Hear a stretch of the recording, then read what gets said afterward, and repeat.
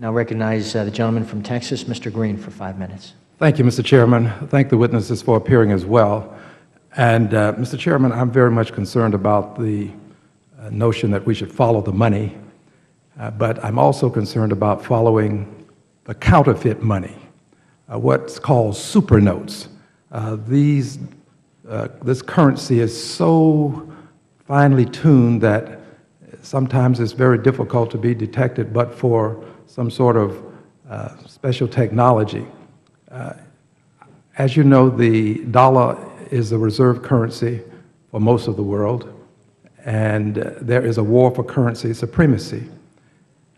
My concern, or maybe I shouldn't be, and I'll let you tell me, is whether or not these super notes flowing in and out of our country and into other countries can pose some sort of threat to security in this country in the long run.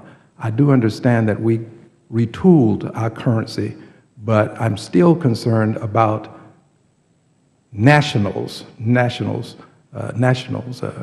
larger than terrorist organizations, countries, if you will, that can play a role in devaluing and creating mistrust in our currency. Does anyone care to respond?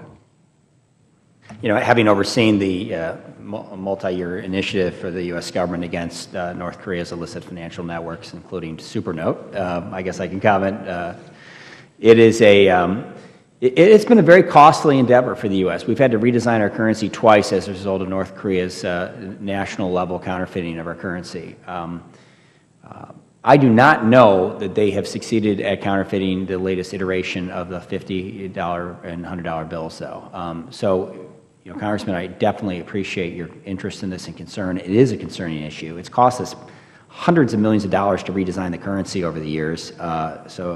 And North Korea did spur on several huge bank runs overseas. In Taiwan, I think we had over $500 million in bank runs in just a period of a couple weeks back in 2003 or 2004. You know, so the amount of money that the regime in North Korea has actually garnered from supernote circulation is probably not as high as some people think, but the damage they've done is considerable.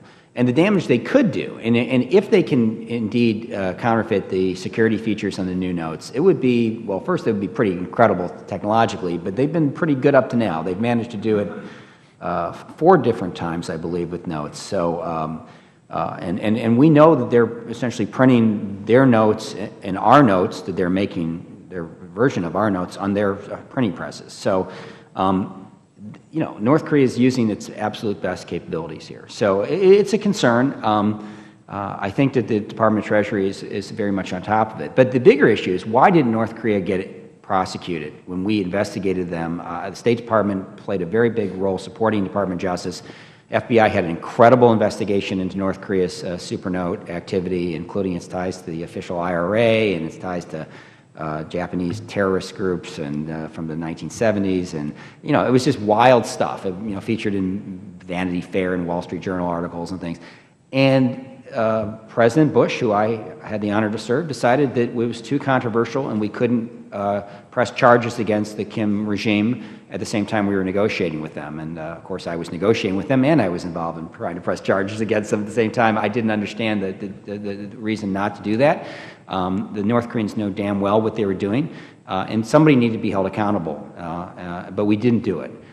That evidence still exists. In theory, somebody could make a case. The statute of limitations probably doesn't expire against a state sponsor of terrorism, at least it was at the time. So, you know. Mr. Asher, if I may, I appreciate your answer. I do want to interrupt for this reason. I have one other question for you. This one relates to knockoffs. I want to move to a more pedestrian level now, if I may. Knockoffs. We see a lot of it on the streets. And the question is, to what extent are these knockoffs related to either networks of criminal activity, not just as individual, but networks, and also the possibility of being linked to terrorism? You talked about cars. Yeah, the largest export for North Korea, believe it or not, is counterfeit cigarettes coming out of North Korean government-controlled, criminally run factories. They're making maybe as much as $700 to $1 billion a year in revenue on these, and we have them trafficked all over the United States. Frequently, they appear in the press as coming out of China, but they're actually just coming through China because North Korea doesn't export directly to the United States particularly. So, is it benefiting the regime? Absolutely. Is it benefiting the most despicable, dangerous elements of the regime? Absolutely. Are they tied into transnational organized crime? 100% certain. And we've proven it in court repeatedly. So you should be concerned. Thank you, Mr. Chairman, for the time. I yield back.